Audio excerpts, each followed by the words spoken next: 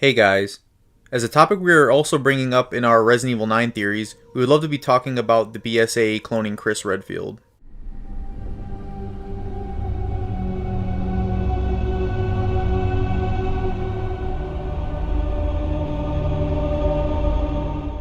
In Resident Evil Village, we find out that the BSAA were sending bioweapons. They were a cut content piece of Resident Evil 7, but we are glad that they waited to put them in Resident Evil Village. BSAA didn't send soldiers. This is a bioweapon. What the hell were they thinking? Orders, Captain. Pick up the rest of the squad. Plot a course for BSAA Europe HQ.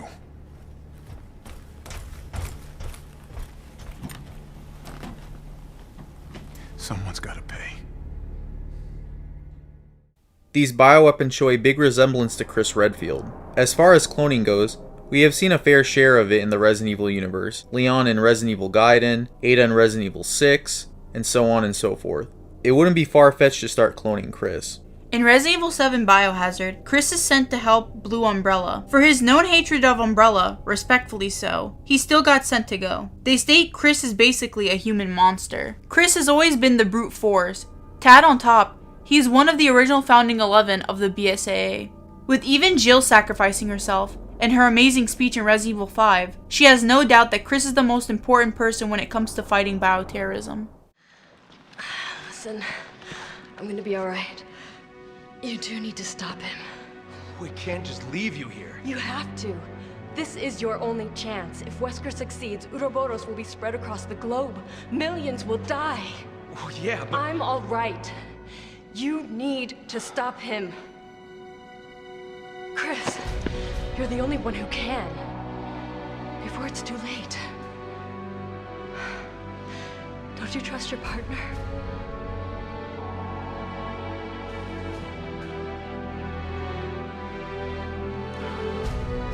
All right.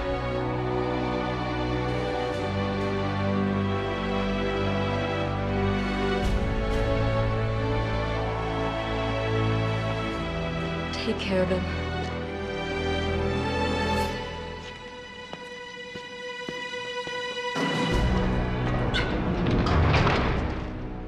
You're our only hope to survive this. So heading back to present day, if the BSAA needed muscle, why not clone the muscle instead? They would have all the files on Chris if they needed. Making an army that would be nearly impossible to stop was definitely their goal. As far as Chris in Resident Evil 7, we also have a theory that he may be a clone as well. To start off, not only does his face model look completely different, so does his body structure. On a side note, I think Capcom actually made Chris's face model different on purpose. Not just because RE7 was the start of the RE engine, because in 2 and 3 remakes, everyone else's character models look completely fine. And in Resident Evil Village, Chris looks just like how he does in Resident Evil 5 and 6 in RE Revelations. Back to what I was saying before. He still has muscle, but not as much as we have seen. From RE6 and RE8, Chris's form looks identical. RE7's form seems a bit out of tune. Also, another reason is his attitude towards the whole situation. As seen in about every Resident Evil game Chris is in, specifically RE5, RE6, and RE8, Chris holds his friends and partners close to his heart, despite the job they do, which is a dangerous one. Chris would never put a job over saving the life of a friend. In RE7, that drive is kinda gone. Chris doesn't have the same aura as in RE6 that continued into RE8. This opening can allow for Capcom to tie in a really cool storyline that is able to tie into the story of Resident Evil 9. We also have a theory of the man they call Chris Redfield in RE7 is actually Hunk. As mentioned in our Hunk storyline video, Hunk was actually going to be a clone of Chris. As for the original trailer for Resident Evil Revelations, from what it seems like, Hunk was going to be a clone of Chris Redfield.